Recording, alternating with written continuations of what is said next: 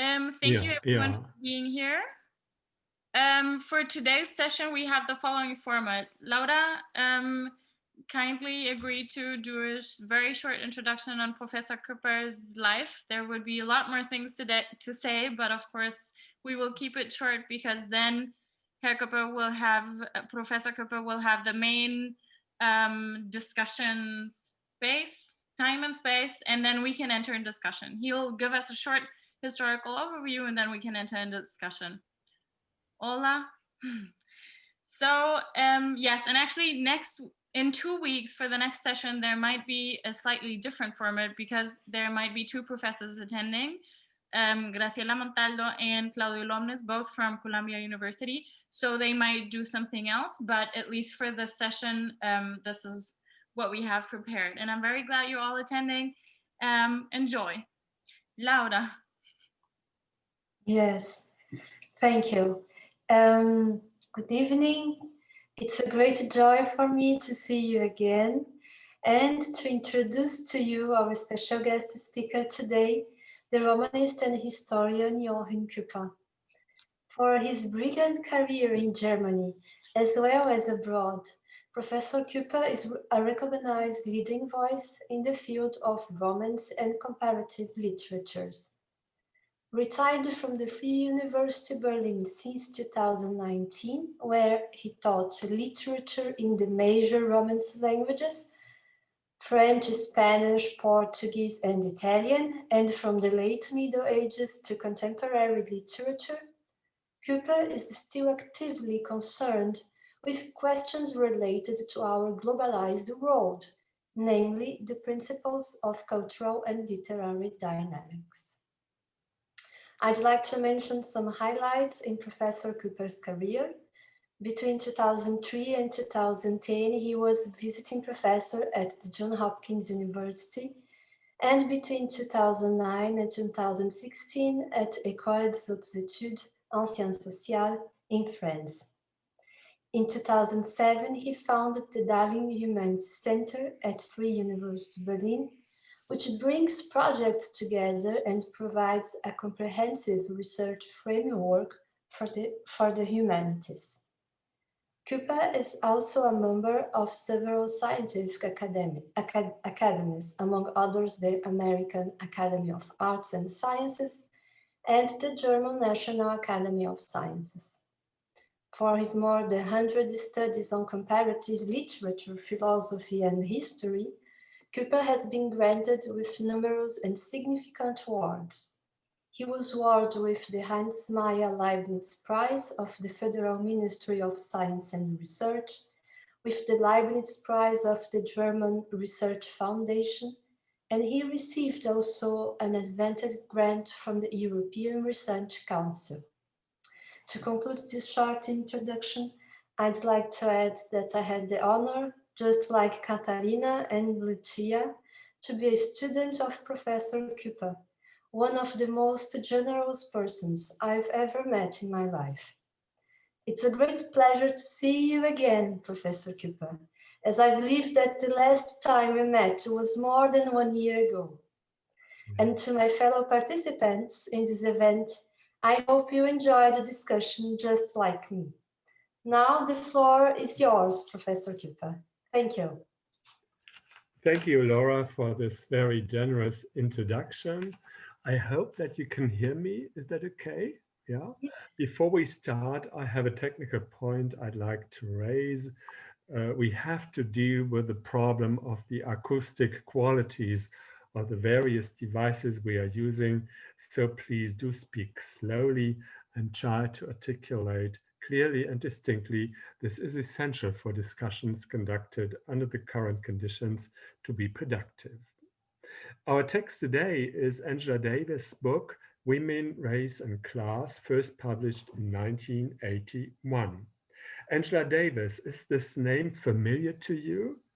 Did you ever read any of her texts previously, or was this the first time that you got in touch with her writings? Is she still popular or more or less forgotten? Please give me a very brief information regarding this point, since that might be important for the way we will discuss the text circulated by Katerina. Please raise your hands. The name as such, is it familiar to you, or was it familiar to you before you started preparing tonight's event, or today's event if you are in the US? Okay. And did you ever read any text of hers, Angela Davis? Okay. And the name, to what does it appeal in your memory?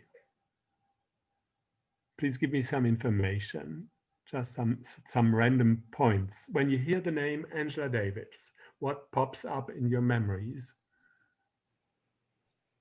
Black Panthers. Black Panthers, for me too, is the same, yeah.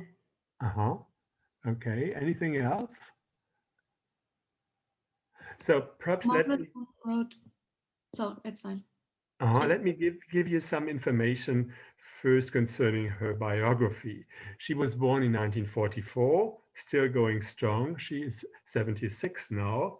Her family was middle class, and she studied French literature and philosophy at Brandeis University in Massachusetts and at the Sorbonne in Paris. She then became an assistant professor at UCLA, but was fired in 1970 when the deans found out that she was a member of the Communist Party of the USA. Some years later, she succeeded to get a job at Claremont College, and until her retirement, she taught women's and ethnic studies at San Francisco State University and at the University of California at Santa Cruz. Before we start discussing the text circulated by you, Katerina, I'd like to provide some information on Angela Davis's intellectual background. Let me perhaps start in a somewhat anecdotal way. When I was a student in graduate school, that is in the middle of the 70s of the last century, and when I went to see one of my fellow students at her or his place, there was one specific visual element the students' apartment shared. In each such place, there was a poster pinned up at the wall with a portrait picture. There were at that time no more than 3 different posters, one displaying Ho Chi Minh, the second one displaying Che Guevara, and the third one displaying Angela Davis. And these portraits contained a message referring to the political commitment of the individual who had chosen this or that specific portrait as a decoration for the wall in her or his place. All students, with rare exceptions, in the humanities departments at that time were leftists, but with significant differences. When the choice was Che Guevara, this meant that the individual in question was in favor of the concept of violent terrorist action in order to revolutionize the capitalist system. In the case of students, this attitude was in most cases theoretical. This said, there was indeed, in the 70s of the last century, left-wing terrorist groups in Europe that had their roots in the students' movement of 1968. In Italy, these groups killed Aldo Moro, the prime minister. In Germany, they killed the prosecutor general and the CEOs of Deutsche Bank, of Siemens Industries, and of several further big companies. When the posters I'm talking about displayed Ho Chi Minh, the student who chose to pin it at the wall of his or her room favored a different strategy concerning the question of how to bring about a socialist or communist revolution. This strategy was based on the assumption that the oppressed, the ones exploited by capitalism, were no longer primarily the proletariat of the developed countries, but rather the population of regions or countries under colonial rule. This strategy propagated informal warfare or guerrilla with a view to liberate these countries, as for instance Vietnam, a French colony, from foreign rule. In a second step, the fire of revolution would reach the developed countries also, since the ruling class, deprived of the financial means derived from the exploitation of the colonies, would no longer be able to bribe, as Lenin had put it, its own local proletariat by giving them free healthcare, subsidized housing, etc. The discontent resulting from the abolition or substantial reduction of welfare state measures would make the proletariat of the developed countries revolt and thus lead to a universal, a global socialist revolution. A portrait displaying Angela Davis finally showed that the individual who had chosen it had sympathies for a third way of bringing about the revolution. The strategy put at its center the fact that there were already at that time quite a few important countries where the communist revolution had been put in practice, namely the Soviet Union and the further communist states of Eastern Europe. The adherents of this strategy propagated membership and political activism within legal communist parties supported by the Soviet Union. Believe it or not, in quite a few states of Western Europe, Italy and France in the first place, but also post-Salazar Portugal and post-Franco Spain, these orthodox communist parties, as they were called, gained a quantity of votes in general elections that made it possible for them to nurture plans to access political power legally, sooner or later. Once these countries would have converted to communism, the remaining capitalist nations of Europe, West Germany and the UK would give up their resistance, not least out of fear of the military power of the Soviet Union.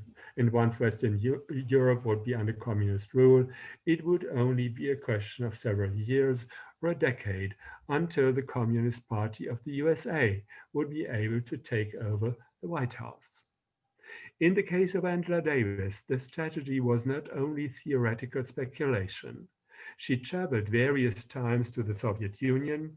She is a recipient of the Lenin Order, the highest distinction for foreigners to be obtained from the SU. She is an honorary citizen of Magdeburg, a town in the GDR, the former communist Germany, etc., etc. And on the internet, you'll find quite a few photo pictures showing her shaking hands or even exchanging kisses with communist leaders of that era, with Brezhnev, for instance.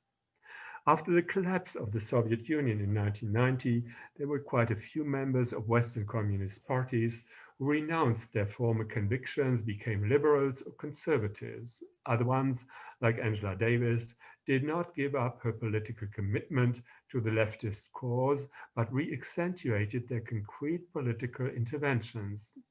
As many others, Davis became involved in the environmental movement, whose left wing, as you may know, is convinced that the main responsible for the exploitation of the planet is capitalism, and that socialism will be able to create a sustainable interaction of humans and nature. So, to put it in the nutshell, Angela Davis is a revolutionary thinker. Assessed against the background of revolutionary movements during the period when her writings had a high impact, that is in the 70s and 80s of the 20th century, she is a relatively moderate thinker. In order to quote a famous conceit current at that time, she was more in favor of the weapon of argument or argumentation rather than the argument of the weapons. Yeah, up to this point, perhaps my first introduction to Angela Davis as a political thinker. Before we come to the text, I will leave it to you which points you would like to foreground.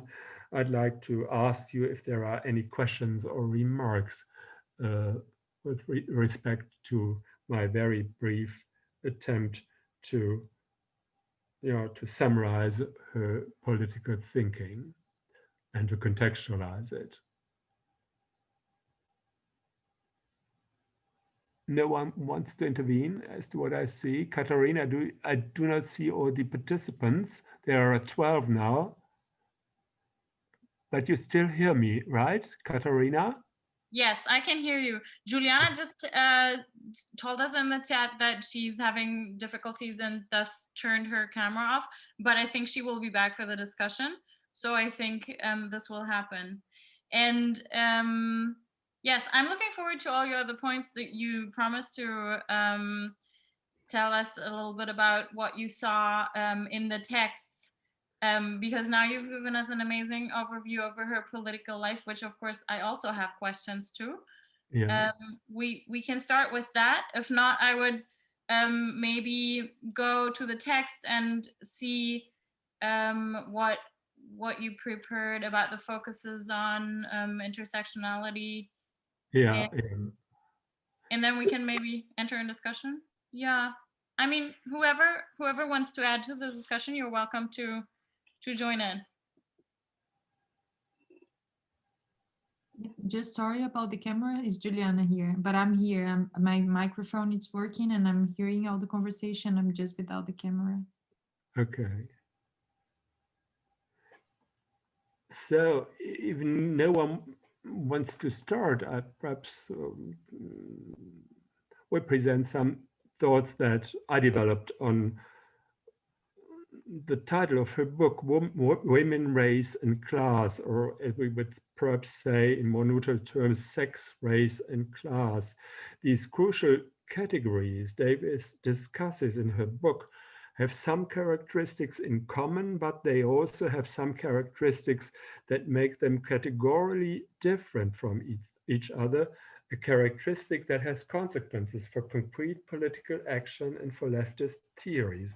What are the common features, according to you, of these three terms, sex, race, and class? And what would you think are the differences between these categories? And we then might come to the question of what the differences and the commonalities of these three categories might mean for political action considered from the standpoint of leftist political theory.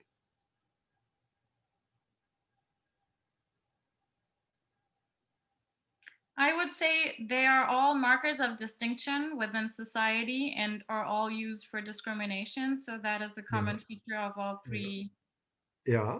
Of all three categories. Good. We could perhaps even give it a more systematizing turn by just saying, with respect to all three categories, there are oppressed groups and groups who are the oppressors. Female, male, people of color, whites, poor, wealthy, workers, capitalists, to rephrase it in more classical terms, which might lead at first sight to the conclusion that the only measure a revolutionary movement has to take in order to be successful is to bring about an alliance of all those ones who are oppressed under these various categories. This, however, becomes problematic because of two factors of different logical order. And the problem Davis is discussing in her book, and the problem leftist theory is discussing again and again with no result in sight, is exactly linked to these two factors that differentiate the three categories that are at the center of her book. What would you say? What are the differences, the categorical differences between these three terms? Katharina, you already mentioned the commonalities. Okay, but what are the differences? Can I jump in? Yeah, please, please. Yeah, hi, thank you, Joachim. I mean, I also think that, and it is true also for today, in the present time, that it doesn't mean that race, sex, and social class implies that they are all the oppressed. Between them, they can have some relation of power. That doesn't mean that they all share the same values. A specific race, of course, might oppress a specific gender, and vice versa. Yeah, I mean, maybe it's not. She already pointed that, but I mean, today is it seems, I'm using seems very carefully. It seems that it is also a political, social, philosophical. I think philosophical is more interesting. A philosophical challenge, I think. Yeah, so. Good. Further observations? Sorry. I think two main institutions of oppression can be summed up by calling them patriarchy and capitalism, like we do nowadays mostly. But I think what is interesting about the differences of these three terms is if they're man-made or not. Like class is definitely an institution that was made within, or a hierarchy that was established by people, race as well, as we know, and now biology's questions as well. So I think that might be an interesting scale distinction. Yeah, very good. These two observations. If we try to rephrase it, what the two of you said, but a little bit more systematically, one might perhaps say, I don't know whether you agree, that the first difference between these three categories is that there is one category, that there are two categories that are immutable characteristics, and one category is essentially mutable characteristic. Immutable, let me say that in order to not get entangled in present-day discussions, is of course meant in the sense of an ideal type. In some rare cases, immutable characteristics may be changed with great effort and within certain limits. But class, and that is the basic difference of this category with respect to the two other ones, is a mutable category, meaning not everyone who belongs to the proletariat by birth, his mother or father being industrial workers, might opt for a socialist revolution in order to remedy his or her social status. There might be quite a few such persons who opt for an individualistic way out of the status of being oppressed, working harder, making money, attending university, or choosing a political career, are effective means of leaving one's belonging to the lower class behind and becoming middle or even upper class. This way of dealing with the problem of belonging by birth to the category of the oppressed in terms of class has actually been chosen by hundreds of millions of people coming from lower class families, and it works. In this characteristic, the basic instability of the criterion class is the main responsible for the fact that leftist theory has been distancing itself more and more from its initial Marxist and Leninist fixation on the question of social class and turned its attention to characteristics that are much less malleable than class, namely sex and race or ethnic belonging, as we would rather put it nowadays. The effectiveness of capitalism as to generating economic growth has undermined more and more the classical Marxist theory of revolution.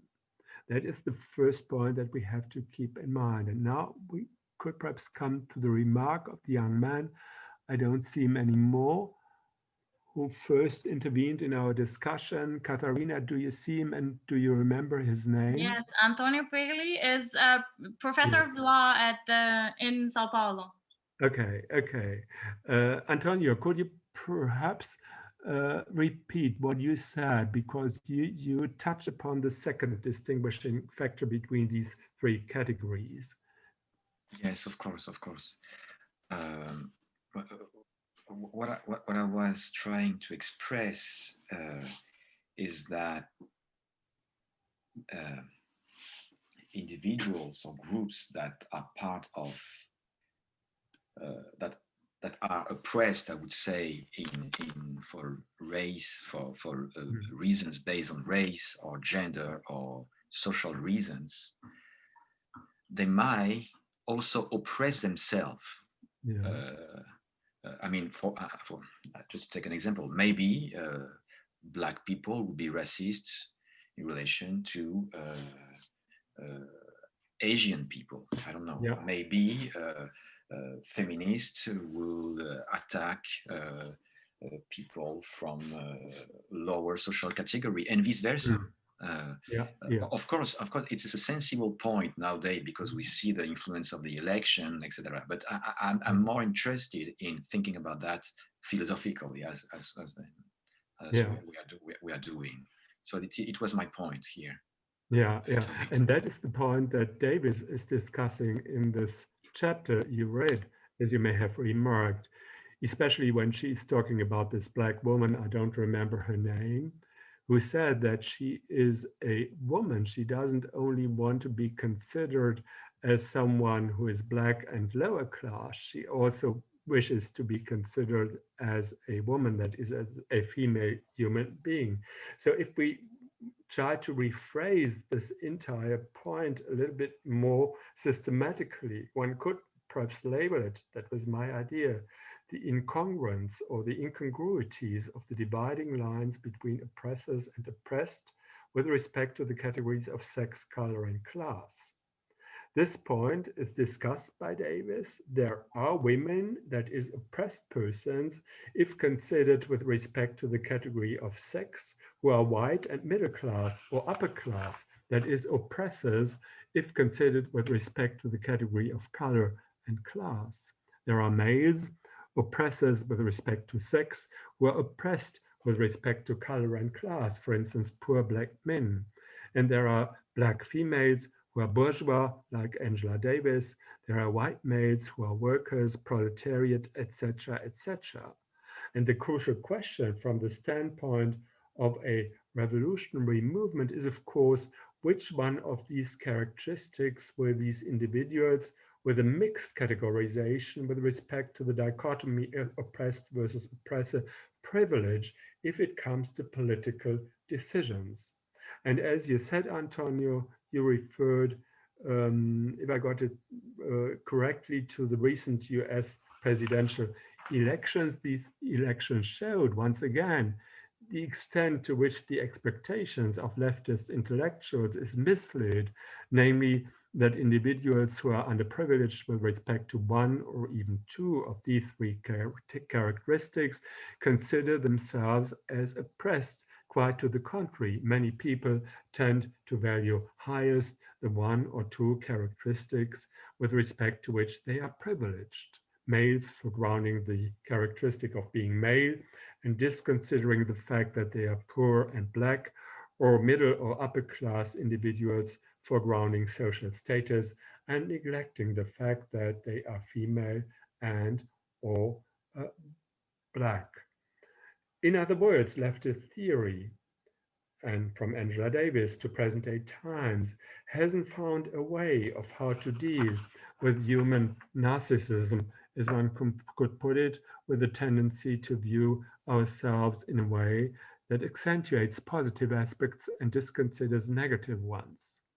And on behalf of the instability of the characteristic class, even an individual who belongs objectively to the oppressed with respect to all three of the basic categories, female, black, poor, for instance, may nurture the hope that it is more realistic to escape her miserable condition by working hard than by dedicating her time to political activism. Let us now discuss a little bit the consequences of this intricate configuration. What does that mean for political activism? What is the problem that is at stake, basically? If there is indeed, as Davis observes, and she gives very many different examples for this state of affairs, that there are incongruities with respect to the dividing lines between oppressors and oppressed with reference to the three basic categories she is discussing. What does that mean for political action? 1 second, I think Juliana had a comment to the earlier section. Yeah. Juliana, yeah. Sorry, yes. I'm unable to see on my display all your faces. Yeah, I can try now. I'm not sure if my internet connection will handle, but I will just put it here so it's not so awkward with a voice coming out of nowhere, but my internet's not very good. I just would like to step a bit back in your presentation, that you're making a distinction between mutable and immutable as a way of to read identity in a different way between class, gender, and race. And yeah. I would disagree with this distinction. I think even Angela Davis also might, I don't know, according to her more recent works, because I think since the three categories are social constructions, they variate a lot regarding space and time. So all will be mutable in the sense that even the ethnicity or race perception can change depending where you are in the world, or your gender can also change according to your register after birth, and also the class. So I think they're all kind of fluid identities. instead of mutable and immutable. So I don't know if I would agree with this reading. Yeah, I would just like to intervene in this point, but I understand that maybe in this moment that she was writing the book, it's more this Marxist tradition of reading oppressor and oppressed. But I think afterwards they kind of complexified more this dialectics to understand the entanglement of the identities and how much more complex it is to talk about this dialectics, since there is not just opposites, but a spectrum between them. Yeah. Yeah, but thank you for your presentation. It's very interesting. I was just without the camera, but yeah, I'm very glad to hear. Thank you. And further remarks concerning this point? Nia? Not really this point, but the question on implications on political decisions and the different dimensions of discrimination. I'm not sure if this is too early or just the right moment. You have to tell me. Go ahead. No, please go on. Okay. So first of all, I think that when we talked about oppressed people reproducing oppression, it's quite different, because there might be contexts when Antonio Pele, when you think of affected people or people affected by discrimination can reproduce forms of oppression. That's a quite important distinction, because sometimes you enter into this debate of can people who suffer under racism be racist, and so on and so forth. And I think that it's a clearer distinction if you just say reproduce forms of oppression or reproduce racism, for example. And I think this is also relevant for this discussion. And what came to my mind linked to that is Nancy Fraser's concept of justice that is multidimensional, because she criticizes that since the end of the Cold War, we have not been talking about distributive justice as it used to be. And she's saying that by now we got to the point where we either think of distributive justice and treating everyone equal, which means not pointing out the differences, which means not pointing out the different needs that people have. And on the other hand, we have affirmative action that require you to actually point at the differences, point at the needs for you to that are linked to your belonging to a specific group. So she says that in politics, we deal as if these were two competing approaches, two competing concepts of justice. One saying, why do you need safe spaces, a specific group? Why do you need to point at your Blackness, for example? Don't do it, let's just all be equal, and that will solve the issue. And on the other hand, we have people who say, no, let's talk about it because you have a particular situation. And in order for us to take action and to solve this issue, we need to point at the differences. And she says that it's not very productive and that it's not necessary. So she proposes a framework and a concept of justice that is two-dimensional. And she says that almost no one is just belonging to or just affected by one aspect, like the aspect that requires equality, for example, for distributive justice, and not affected by also another dimension. Let's say, for example, being homosexual. So she says that usually you have an issue that affects both. You are homosexual and you have an economic disadvantage. Or you come from the working class, but most likely there's another dimension that comes up in between. And she says maybe these overlapping dimensions might seem as if the solution in order to achieve justice would also compete. And she says that's not necessary. Since we now have these overlapping dimensions and intersectionality, she proposes to look at the individual situations and ask yourself both, what do you need for proper recognition and what do you need for distributive justice? And she says that it's not necessary to exclude these two or to compete, but to actually see what do you need for that specific purpose. And the purpose should be, or the goal should be, to be an equal participant in political decisions. So if being an equal participant in political decisions requires you to point at the differences in order to solve an issue, you do that. And if being an equal participant in a political decision means that you don't point at the differences, you do that. So it just depends on what the issue you're talking about and what do you need to achieve the equal participation, let's say. And then she proposes like a process to legitimate who participates, and is basically saying that we have to start at some point trying to be as inclusive as possible, but always considering both distributive justice and the topic of recognition. So I think that her model might be interesting to analyze how does this affect intersectionality? How does this affect political outcome, political decisions, the process, and so on and so forth? And I find that very interesting and important nowadays, because, for example, pointing at the elections, Kamala Harris won, and you had leftists saying that this is a glorious victory for so many people who experience oppression. And then you have people saying, oppressed and non-oppressed people from the left, I mean, not oppressed for the dimensions we have been talking about. No, this is not a victory because she's not socialist enough. She's a neoliberal, right? And I have personally a lot of difficulty with treating these issues as some highly competing differences. I would rather go for the approach proposed by Nancy Fraser and see, can we work with a concept of justice that is a bit more complex in order to do justice to the multidimensional and intersectional realities we are talking about.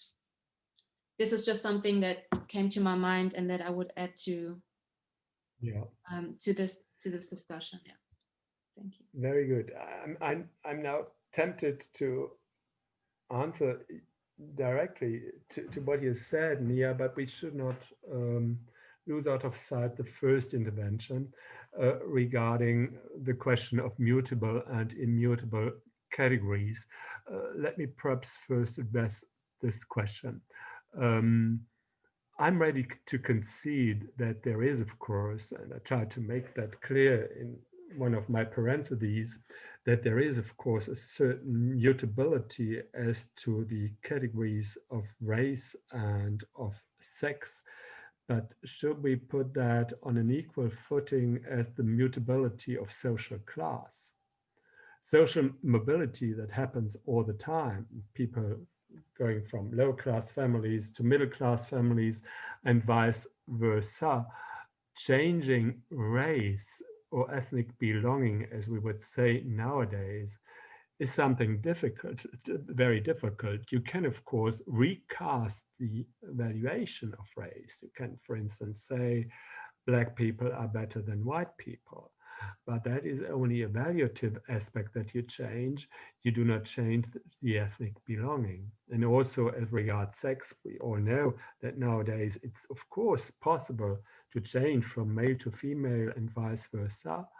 But that is something that does not obtain to numerically important group of humans. It's a very rare case, and I think it will remain a very rare case. The big problem is that social class has proven to be so mutable since the 19th century, when Marx conceived his theory of the revolution. Working class people typically stayed working class for their entire life, and their children stayed working class. And this has changed dramatically in the course of the 20th century. And that is, according to me at last, since we have to ask ourselves, why did that happen? That present-day leftist theory doesn't put at the center of its attention class anymore, but rather sex and ethnic belonging. What were the reasons for this change? And the reasons were, according to me, to perhaps formulate it in a way that you might agree with, that class is much more mutable than the other two categories, since more reliable also from the standpoint of a revolutionary movement. Because for a revolutionary movement, you have to identify what Marx calls the revolutionary subject, that is a stable group of individuals who are ready to support the idea of a revolution. we may carry on this discussion, but I first would like to react to Nia's intervention. You mentioned Nancy Fraser, and I know her quite well because she spent 1 year here at the Institute for Advanced Study at Berlin, and I'm familiar with her theories, but I'm a little bit skeptical whether what she suggests really resolves the basic problem. Since, Nia, as you have been mentioning, there are the two categories of recognition on the one hand and of distributive justice of the other. And for every single individual, the main question is, which of these two categories do you value higher? For instance, you were talking about a poor homosexual, okay, underprivileged with respect to these two categories. But what about a wealthy homosexual?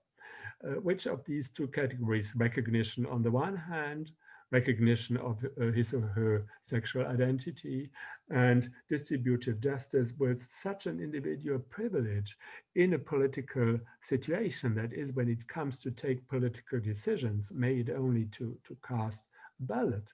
And I've given you a few examples from the recent US elections, how difficult these questions are to deal with. Since humans, you will rarely find a human being that is underprivileged with respect to all three of these categories. And when we have individuals who are divided, so to speak, in their self-description with regard to the three categories, the basic question is, what is most important for them? And when you say recognition is equally important as distributive justice, that does not resolve the problem. That does not resolve the problem when it comes to political action. When it comes to this point, you always have to make decisions. You have to say, no, recognition is more important for me than money. Distributive justice is nothing than a learned word for money, for wealth, something like that. And if you say, no, wealth is for me the most important point, then you say that recognition is not so very important, or you say that recognition is a factor that is generated by wealth. Or if you are wealthy, it's not so important whether you are recognized by others or not. The basic problem remains. It is difficult to identify a major group within our societies that is underprivileged with respect to all three of these categories. And that is a problem for leftist political theory. Nia, I don't see your face. That is Here. The difficulties. I'm here. So what do you propose? I do not propose anything. I just want to make you understand why leftist political theory, the difficulties leftist political theory has to deal with, the difficulties that are already inherent in this chapter by Angela Davis, and the difficulties that are unresolved until this day. Since if you consider the evolution of leftist theoretical argumentation over the last decades, that is from the years when this book was first published to our days, you see that what remains when you consider these intricacies is the portion of the underprivileged who have lost all their hopes and given up themselves, meaning those who do not work, who live on alms or on welfare nowadays, who are drug addicts, drinkers, or other drugs, and who consequently do not care about any political activism. Marx called them with a German term that, according to what I found out, has been adopted in English as well, the Lumpenproletariat or Lampenproletariat, as you may pronounce it, and explicitly excluded them from the Socialist Charter apt to lead revolutionary movements. The entire configuration, the problem of where to find a stable social group who is interested in and capable of revolutionary activism, is the explanation for the fact that leftist theory has been for decades now in a sort of desperate search for identifying such a social group. And more, the focus is on minorities of various profile. First, it was the female and male homosexuals, when many amongst those rather opted for a combat for equal rights within the bourgeois capitalist system. Trans people, people identifying as non-binary, etc., became the center of attention of leftist theory. Or to put it perhaps in analytical terms, leftist theory tends more and more towards esotericism, tends to focusing on problems considered as marginal by the majority of the people. That is the big problem that is unresolved until today. And perhaps the fact that a person like Angela Davis, as what I found out when I did some search on the internet, does not intervene anymore in present-day political discussions, is perhaps not only a consequence of the fact that she's nearly 80 now, but also a consequence of the fact that it has become difficult to build a theoretically valid basis for a revolutionary political movement. Where to find the revolutionary subject? That is the main question. But Nia, I don't know whether you agree. I don't know. I have to think about it. You have to think about it. Whether and to what extent. But thank you very much. But you see the point I'm making. Yes, I do. Okay. I mean, if I may intervene, maybe the revolutionary aspect nowadays lies in the fact that we have lots of individual voices speaking up for themselves that were never heard, and they might seem marginalized, but it has already changed a lot within society. I mean, Juliana has unluckily left the discussion. I think she really has problems with her internet. Because I'm sure she would have wanted to intervene again. But by the way, she's also at Freie Universität. I might link you up. So, but what she pointed out was actually an interesting aspect. I think it is something that stems from all these individual voices that we didn't quite make a theory of yet, but it goes into a direction where we can see more fluidity in all those very established categories, right? Like nowadays we don't only have like a binary system of gender or sex. We have fluid identities, we have non-binary people, etc. And all these things have become possible because of all these individual voices. And then in ethnic, this is something I wanted to add to the discussion, because I think what she meant was how race is perceived. It's not quite the fact that people would change or try to appear as a different person. Like some of the, like there, I think there have been a few cases where white women try to pretend they're Black, etc., to get more attention or whatever. But what she was referring to, I think, was the fact that people, for example, Arabs are perceived very differently according to where they are. Arab immigrants in Latin America are mostly perceived as white, whereas Arab immigrants in Europe are perceived as brown. So I think that was something she was pointing to. So within one life, depending on where you migrate, it might be a very different experience. It might be something where you move up one class because of how you are perceived according to your ethnic belonging, or you move down one class because like even if you're from an academic family, you might be perceived as brown because you went to the wrong country, basically. So I think that was what she was pointing out. Juliana's back. So you didn't hear my comment. Juliana, can you hear us? Yes, I'm hearing. Sorry, my connection was very bad. I was trying to reconnect. I was going back to the fact that I was giving the example of how ethnicity is perceived differently, with the example of Arabs being conceived as white people in Latin America and brown people in Europe, for example. Something like, I think that was what you were pointing out, but please correct me. Yes. But Katharina, you are talking about individual self-perception or self-description, we may call it. And of course, that is very malleable. And you are able to escape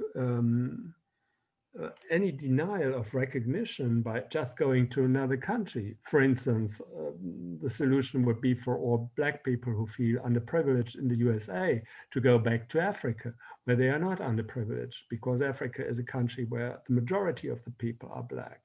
But that is not a political solution. That is an individual solution.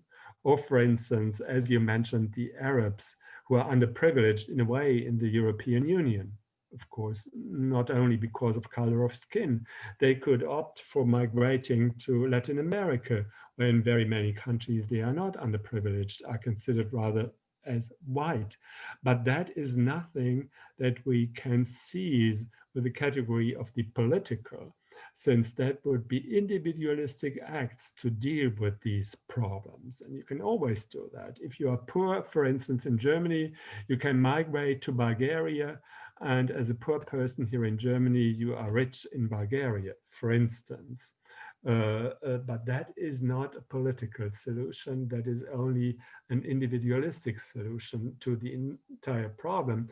And what you are describing, the way out that very many people are looking for, how to change their underprivileged position just by redescribing themselves from another standpoint, that is an additional evidence to the problem I tried to convey to you, namely that for political action it is difficult, and it will remain difficult, to identify a so-called revolutionary subject that is a major group of people who are ready to identify themselves with political combat and to carry it to the end, that is to the revolution. What we are having today in our postmodernist Western societies, that is mainly the way of dealing with all these categories by just reframing them, or perhaps even by migration or something like that.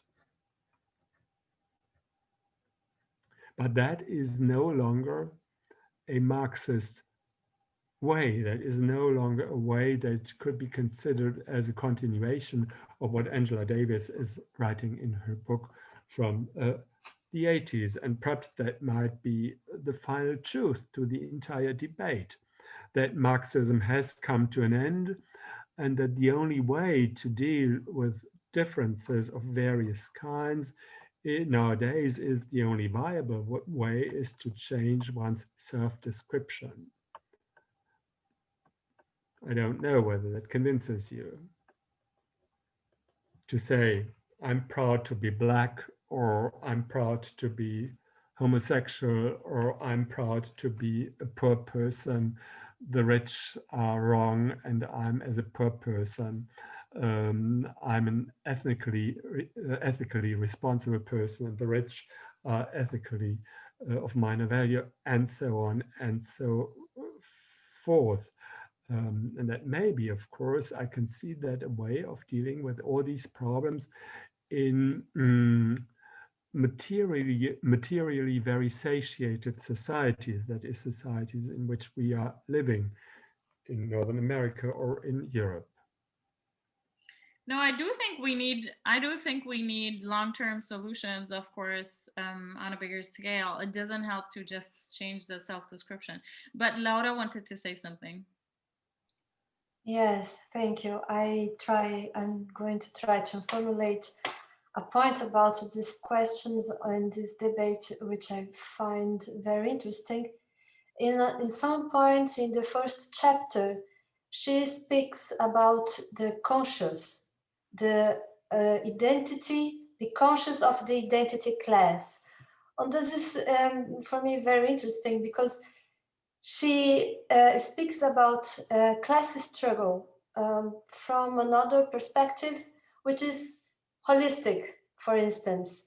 As I see, she speaks from these three categories in a holistic way. She tries to see oppression and privilege in these three different categories. And my question would be, what is the role of being conscious not only of myself, but of the other or the group in which I am? And I think this is a very important point when we think about collectiveness. And for me, this is important for her. She's not only speaking about the perspective of a Black woman or of a woman. She's also speaking from a broader perspective, which includes also class consciousness. And what do you think about this, Küpper? Me? What do you think about this? I think you are speaking about fluid identities, and it's okay. In Brazil. I'm a person which is in a social class, and here is completely different. But what I learned from my parents, for example, my cultural capital is my cultural capital and it's me, but it's very personal. And I would like to think that there is something more than I, and that I'm not only in a group in Brazil or here, but in a more larger group, so to say. And yes, I think that's not on. When we think about fluid identities, we are only think about ourselves individually. And my question is, what about collectiveness? And in this sense, this idea of conscious class consciousness is, I think, important. And this is important when we think about class struggle. And this is there. We see everyday class struggle in different forms, maybe not in this orthodox way, but in the way she describes. Yes, that's my comment. Thank you. Does anyone want to react to the questions raised by Laura? If not, Laura, I have an idea. Since you refer to the fact, the other ones may know that you have been living for a longer period in Europe now, but you are from Brazil. And Brazil, that is, of course, I know the country a little bit, but only superficially. But certain problems are different in Latin American countries, as for instance, Brazil, and also in other parts of the world than they are here, what they are here in Western Europe or in the United States. What you still have in Latin America and in Brazil, of course, is a relatively stable lower class, that is people who are poor, whose children are poor and whose grandchildren will stay poor. There is much less social mobility in Latin American countries than we have in North America or in Western Europe. And that, of course, supports concepts like the one of collectivity or class consciousness that you were mentioning, classical Marxist categories that might still apply in those parts of the world. But it is a big question. It is a big question. And according to me, the move of leftist theory away from the category of class is supported by these tendencies that perhaps the category of class has become particularly unstable in countries like the USA and in West European countries. And that may be a difference that we have to take into consideration when we are talking about leftist political theory nowadays. Laura, you could give us perhaps some feedback as to the status of categories like sex and sexual preference in leftist theory in Brazil nowadays. Would you say that that is of equal importance, of equal rank to what you can observe or what you may observe when you are considering the situation in the States or in Europe? Yes, but actually, I'm not the only one here who can speak about Brazil. Antonio is also in Rio de Janeiro, Yeah. and Juliana is also Brazilian, and I think they are perhaps more prepared than I. Yes. But my impression is that nowadays there is big debate, in the very important debate on race. In my point of view, more as a more important, or has more is more visible for me, for instance, than the gender debate. They are linked, they are together, of course, but the race debate is more visible, I guess. And of course, there is different tendencies in the left theory on these issues, on these topics. And maybe you are right that the class I concept is more available in Brazil than in other regions of the world. But if we think that the wealth concentration in the world in general is growing, like it's astonishing to see, for instance, the research of Thomas Piketty on the wealth concentration in the world. And we see that Germany, for instance, is an exception in Europe, but in general, and also in Germany, actually, we see growing wealth concentration. Yeah. That means that there is more rich people in the world as in the past. For example, after the Second World War.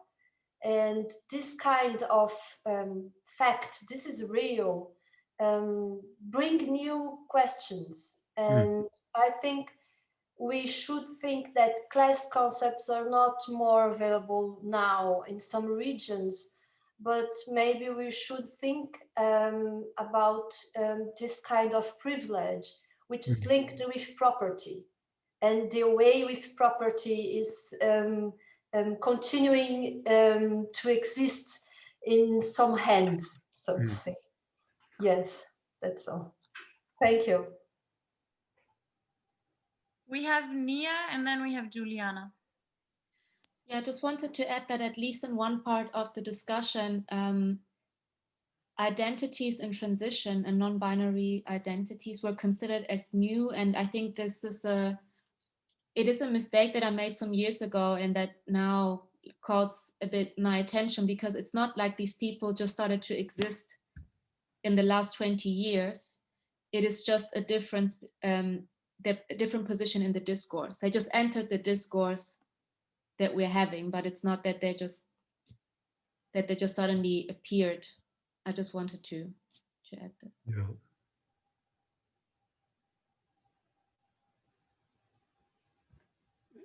Yes. Katarina, you had a second name on your list. Juliana. Yeah, I was also just adding about I think you comment the class mobility, that in Latin America will not have such a large class mobility as in Europe.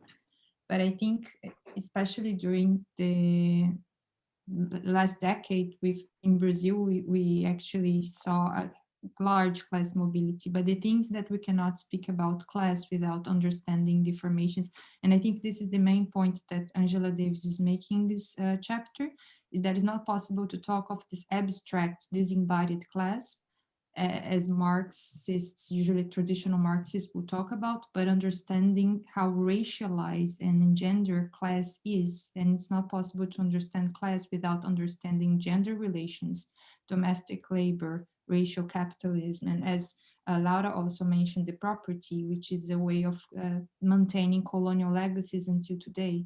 So when we talk about class, and then she also in this chapter makes this difference that they were debating about labor rights, but not understanding the connection between the exploitation of white workers and Black enslaved people from the South.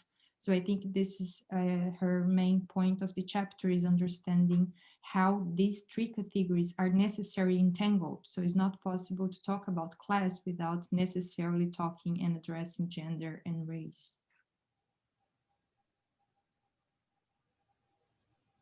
Yes, thanks for bringing this up. If I may intervene quickly, there's actually a few chapters later. I think this is chapter 7 or something, where she says, and I'm sorry, I haven't sent it to you. I mean, I sent the link, but not in the handout, where she actually points out how the racial segregation of slavery was perpetuated within capitalism, and of course that is due to a racist convictions, but also then it is impossible for people to get out of that class because because it is entangled. Exactly.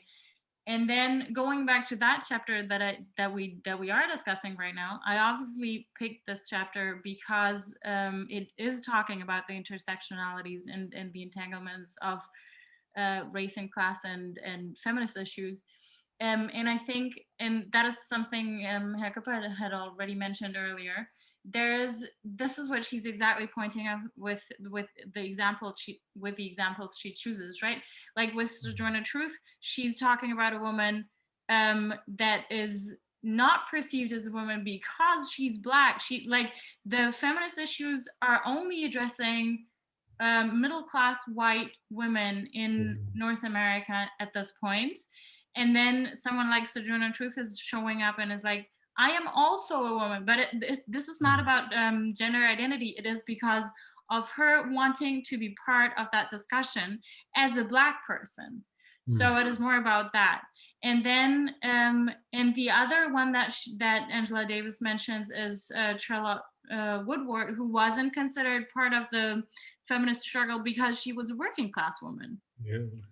So I think that those are like really striking examples of what was happening and how non-mutable sometimes these people are, or like somehow these people are stuck in their situation and don't really find a way to get out.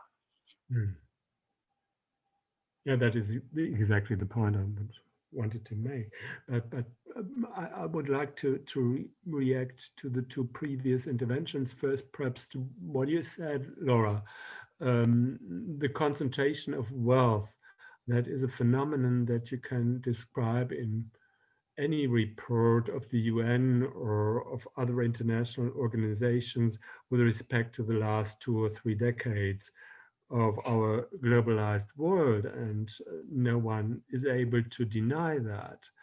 That is something that was, by the way, predicted by Marx. He says that the way of capitalism is the following: the working class becomes bigger and bigger, that is, the exploited become bigger and bigger, and the concentration of wealth becomes so drastic that one day, sooner or later, there will be only a few very rich people and a majority of people who are poor, and then the revolution will come quasi-automatically. But regardless the truth of this prognostication, the revolution does not come. You see, you have the biggest concentration of wealth nowadays in the United States. And you saw the outcome of the last elections. Who was elected? That was a moderate social democrat. Kamala Harris also is, according to what I perceive, a very moderate political figure. And those ones who were defeated, that is the conservatives, collected 49% of the votes. And you have similar political scene in Europe, also in countries like the UK or like France, where the concentration of wealth is much bigger than in Germany. And that is the crucial question. When on the one hand, this prognostication issued already by Marx, that there is a tendency inherent to capitalism, that the wealth becomes more and more concentrated in the hands of a very reduced minority of the people. Why isn't there any socialist revolution, since socialism collapsed in Europe? And what we have nowadays that are revolutionary movements, but they are not focusing anymore on the question of distributive justice that has become somewhat obsolete. They are focusing on questions of ethnic belonging, on underprivileged because of the color of skin, underprivileged because of sex and gender, underprivileged people because of their sexual preferences, and so on and so forth. And that is a reality, if we like it or not. And we have to find explanations for these realities. Let me perhaps also address the category of entanglement. That is a term that is very, how should I say, seductive, because it has an inherent tendency to make us forget differentiation.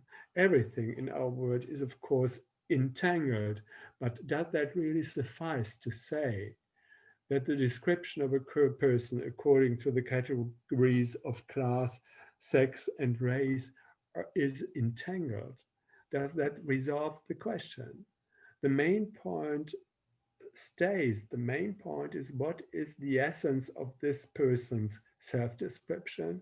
Which of these aspects does this specific person privilege? And what does this mean for her or his readiness to engage in political combat? And that is the crucial question.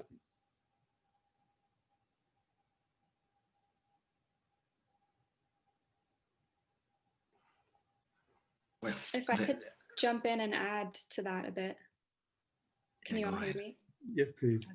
Wasn't sure. It's difficult with Zoom sometimes and so many faces. I think that last point is very interesting, and oh, excuse me. Sorry, with the elections going on, my phone is just ringing constantly.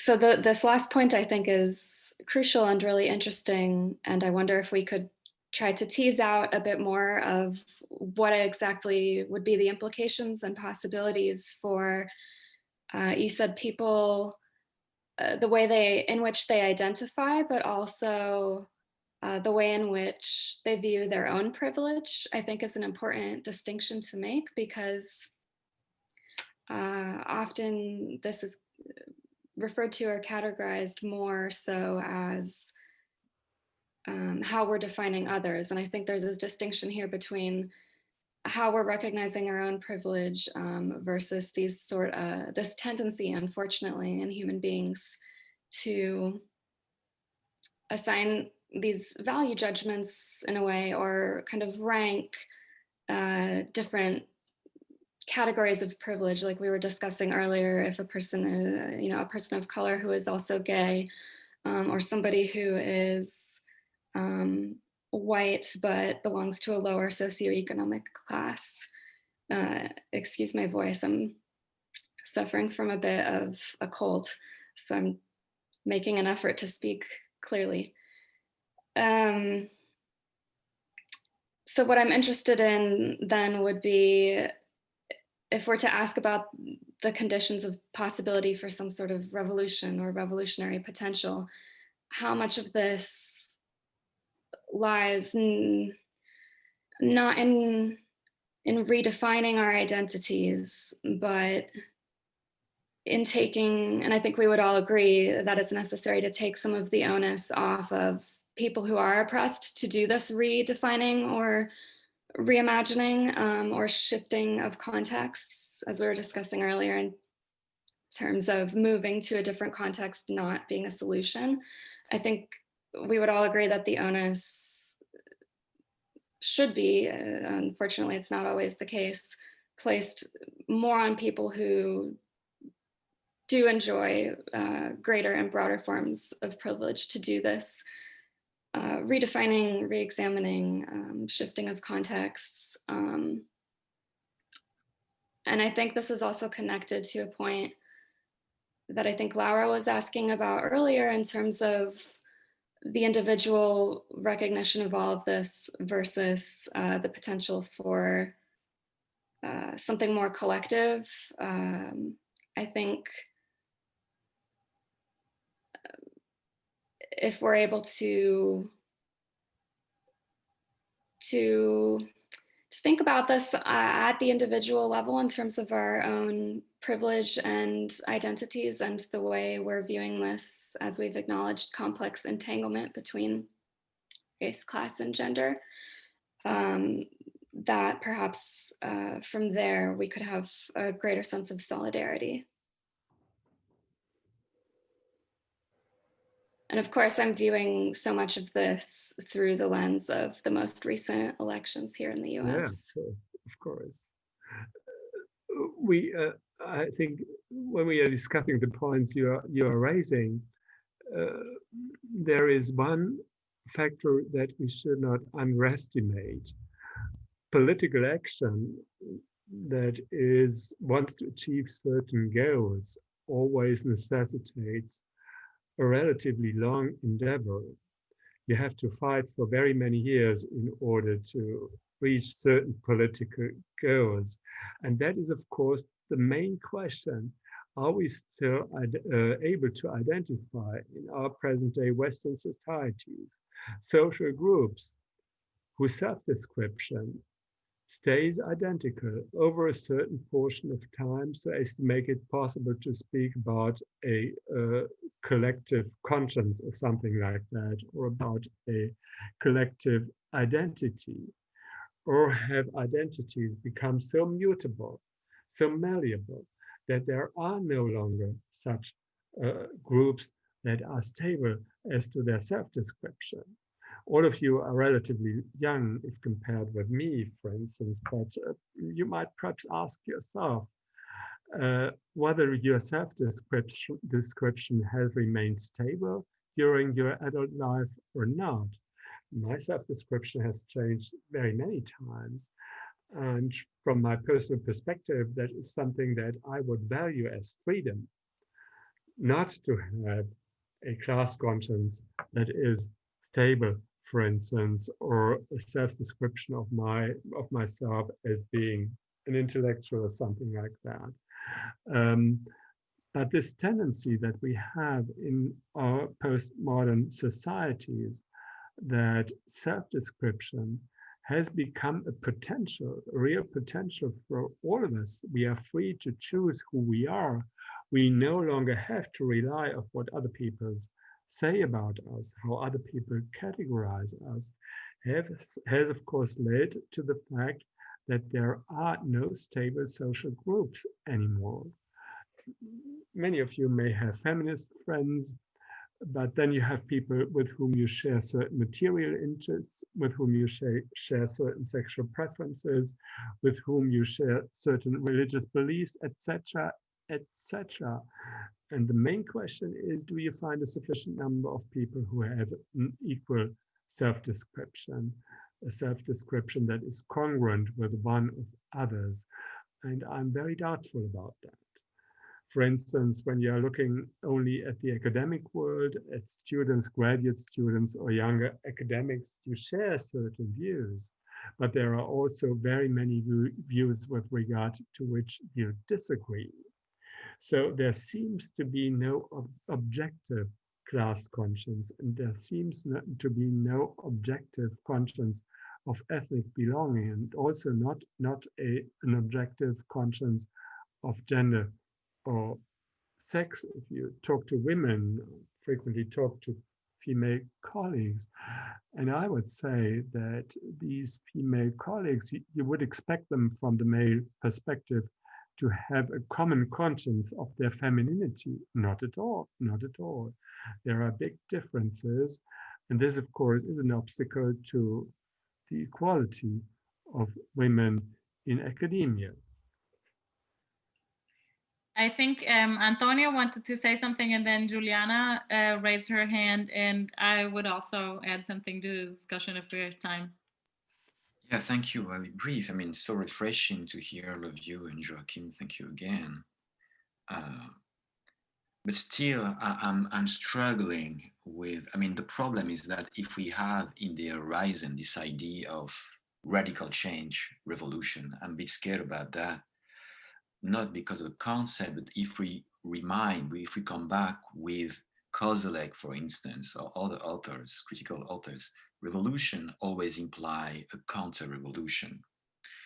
And maybe the revolution has happened. I mean, who has already shaped the worldwide proletariat through a long, careful, patient, I would say, conservative way of shaping people, it has been the right, the alt-right, the conservative, that make such a silent, theoretical work.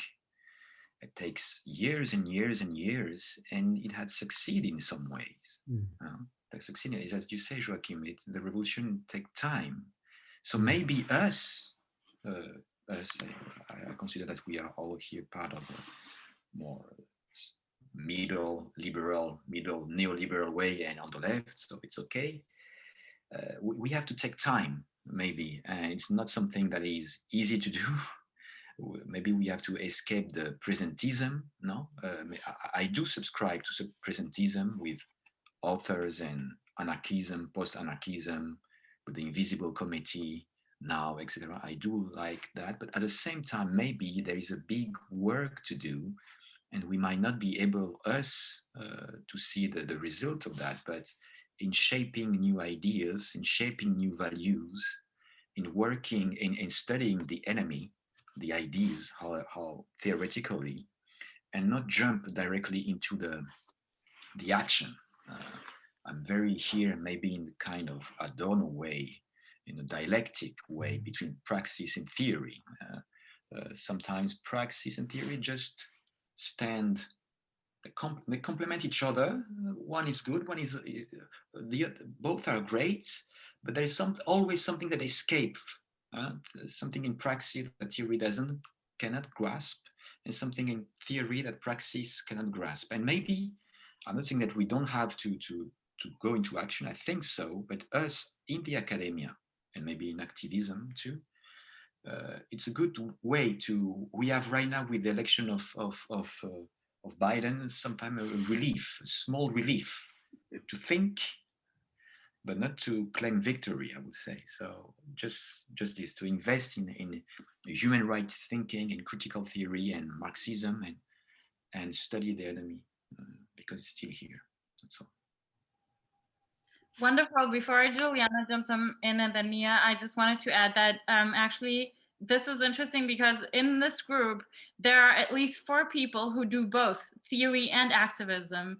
I know this about Estefania, about Kelly, about Aimé, and about Juliana. So we'll see what everybody says. Juliana. Yes, thank you. No, I would like to comment about the statement Joachim said about when we are free to choose who we are, then becomes harder to have this identity self-description.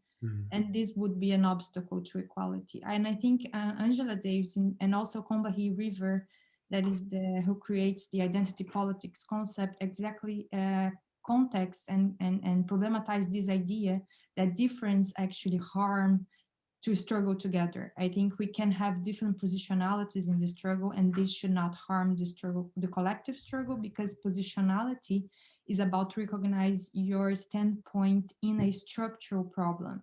And then we need to change the structure. So I think when we talk about positionality, is not in the way of acknowledging white supremacy to make white people to feel guilty or bad consciousness, but I think it's more in the sense of recognizing a structure and which position we have in this structure and struggle together, even if you're white or non-white or Black, Indigenous, how we can actually transform a systematic historical issue. So I think the difference here is something that should be valued and not something that would struggle. So even if you have different positionalities, I don't think it's necessary to have what you call this identity self-description.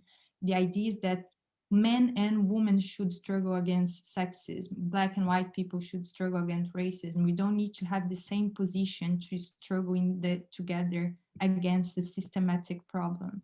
So I would, I would disagree with you with this. And I think also this is kind of the point that Angela Davis is bringing in this chapter. Somehow when she says that Black and white women would share the struggle of education, but they could not see this because they were not, white women were not perceiving them even as women. So I think, this is the main problem. We don't need to be identical to struggle together. And that's maybe the problem of social articulations today. Mm.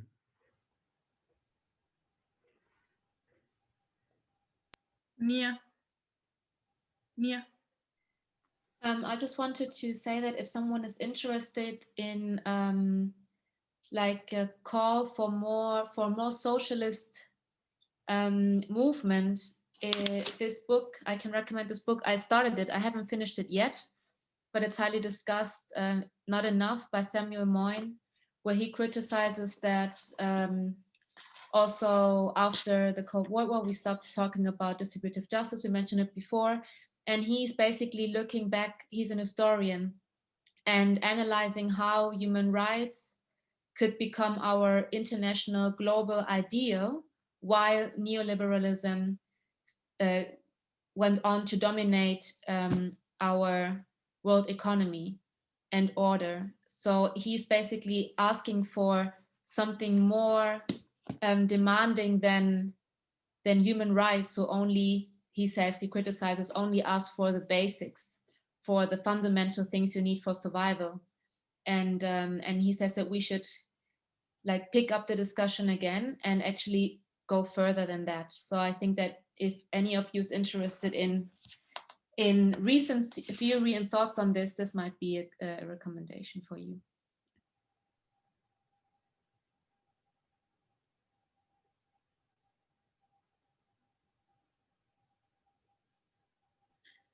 Thanks. Who wants to intervene next? I'm not sure, Küpper, if you want to react to these interventions. I was basically going to say what Juliana said, and add maybe the point that even if we have the privileged situation of now being able to self-identify in very varied and distinctive ways, it doesn't really change the fact that the established systems of whatever it is, capitalism or patriarchy or whatever, do have oppressive structures, and in the end it isn't like, and in the end the same people are getting the higher paid jobs, right? So one thing is, like, self-definition doesn't solve everything, and I think people who struggle with day-to-day survival are not very, like, that is one thing, and then self-identification wouldn't solve the problem of how to survive. It actually makes it more difficult, for example, for a Black trans woman.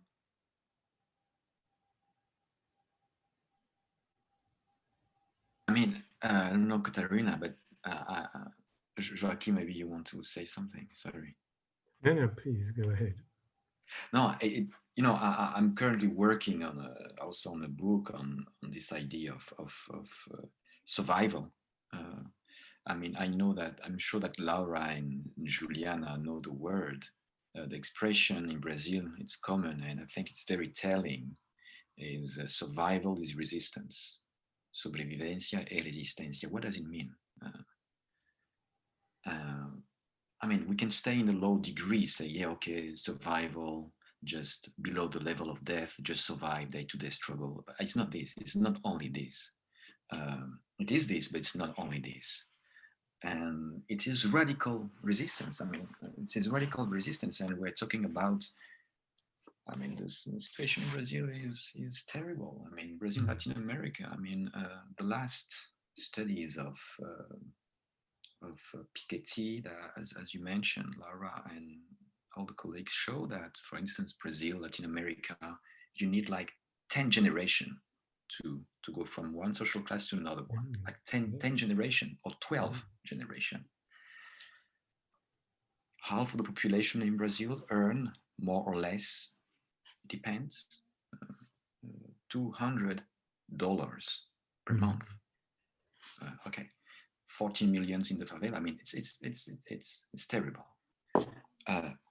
For many people, yes, survival is resistance, and it means it is a political resistance. As such, I mean, I'm using the word political because precisely, as Joachim said previously, they are not to live a decent life, a dignified life, and there might be a a superfluous population, not only from Brazil, but for the global order. They can be replaced very easily, just informal workers. They can be replaced with other workers in the global system. But as such, as their life, as they seem that they're already condemned, the very fact to be alive, to strive for a living, to work every day is a political resistance against this necro-political order. That is in Brazil maybe, but Brazil is just a country that is just exporting goods. It's a global player, once again. It's between Canada and Italy. It's a 8-7 country. I mean, we're not going to talk about Brazil, but still it's very interesting because as such, as you say, Katerina, survival can be a resistance, a political resistance, just in the way of acting, living against a system that does not allow you to be alive. And there is, or have a decent life. And there is a nice, now I'm switching because we are talking about justice, inequality, precarity, the difficulty to understand that, the failure of the left to understand that, the success of the right wing to understand that. There is a nice piece of this author, Asmanova, in The Nation, and the journal The Nation, where she talked about the precarity in the United States has not been addressed by the left, and yes, addressed by the Republican. And I think the precarity might be an interesting word to understand, to go beyond the struggle for equality that has been addressed by the left, but not precarity as such. There's a piece in The Nation, Precarity Elections, I think it's like this, which is very interesting, and it's another thing. Precarity can be another concept. That's all. Sorry, maybe I go a bit too far. No, this is great. Thank you so much. And actually, always feel free to also share reading recommendations or whatever in the group or in the email list. I'm not sure how much further we want to go with the discussion. We're already at 7:30. I mean at 1:30, wherever we are. And there's several points I still wanted to discuss. I'm sure Professor Küpper wants to react to one of the last things that people said. And I was also, if we have like 3 more minutes, I was also really interested because you promised to say something about the concept of equality and where it actually comes from. So maybe you could just really shortly go back to that. Yeah, Katarina, but I cannot do that in 2 or 3 minutes. I would need another session of this reading group in order to address this very, very intricate question of this idea of equality that we take for granted. But if we consider other traditions, for instance, Chinese or South Asian, or even our own past, the classical Greek tradition, there is no concept of equality. It only exists in very specific cultures and in very specific historical moments. And the interesting point is, of course, where do our concept of general human equality stem from? What is the basis of this conceptualization of humankind, which is an exception with respect to the history, the cultural history of the entire species. But we cannot do that today. Perhaps if you have still one meeting left, we could do that on the occasion of another meeting, but we have to put that in parentheses nowadays. But I think it's a crucial question indeed, if we are discussing political theory. Perhaps let me just briefly react to the last 2 interventions. The last one, the question you addressed, the poverty in Brazil, that is exactly what I meant when I said that all these questions raised by the chapter from Angela Davis's work might be read from a totally different standpoint if considered from a country that is not the US and not Western Europe. I do not have any sufficient information about these countries. I traveled to several ones amongst them, but my impression were merely superficial, touristic.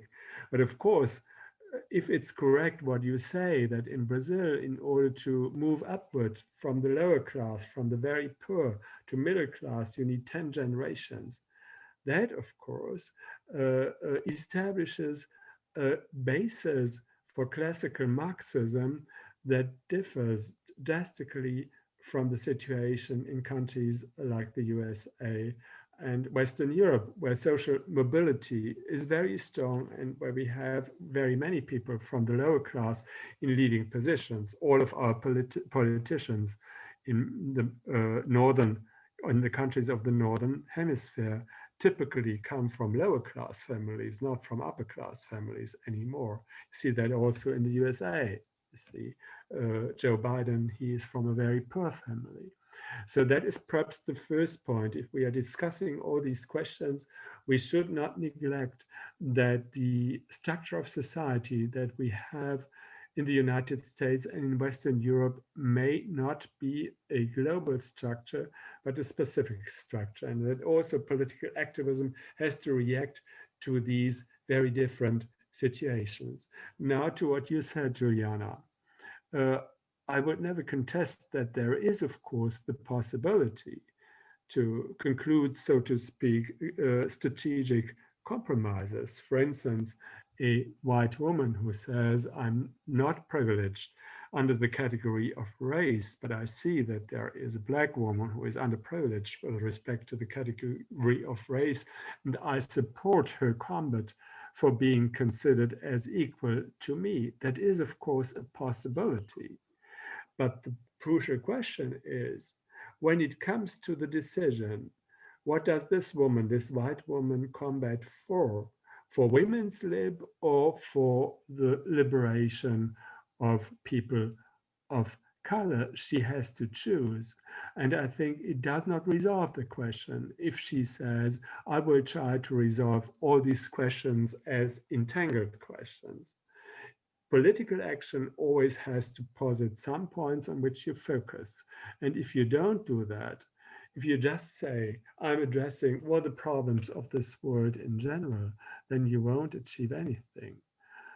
And that is, of course, the big problem of how to define a common ground for political action in our present day fragmentized societies of the Northern Hemisphere. Is there still such a ground?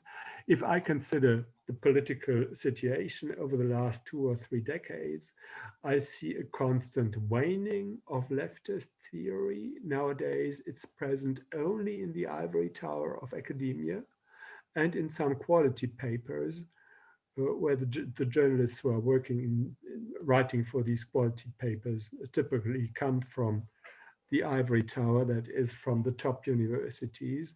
And in the rest of the society, I do not see anything but disorientation. And that is, of course, the big question. Are we able to remedy the state of affairs, or do we have to look for new prospects of how to dealing with this disorientation? Do we have to accept it, perhaps? And do we have to think about political action starting from the state of affairs and not complaining that disorientation is something wrong? Perhaps it's only something factual. And if you ignore the factual world, you won't achieve anything in the political sphere. That is a sad but true reality. Okay. Does anyone else want to add something? Right now, otherwise I would sum this up. I think this is actually a nice last conclusion about how do we find orientation in the complexities that we do see with all the differences, etc. Then the other thing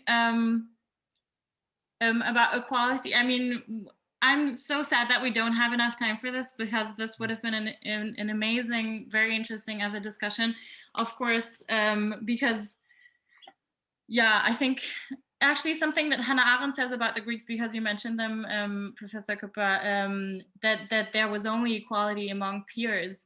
Yeah. I think that is still valid nowadays.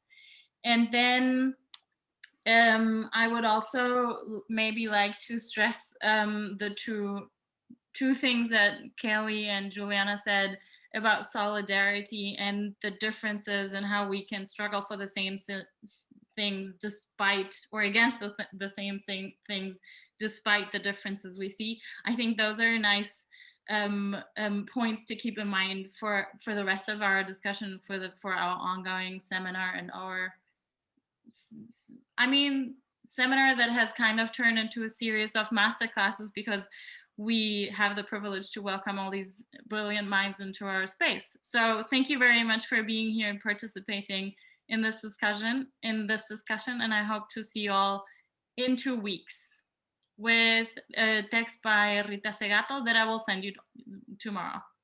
Okay. Have a nice afternoon or evening. Thank you so much.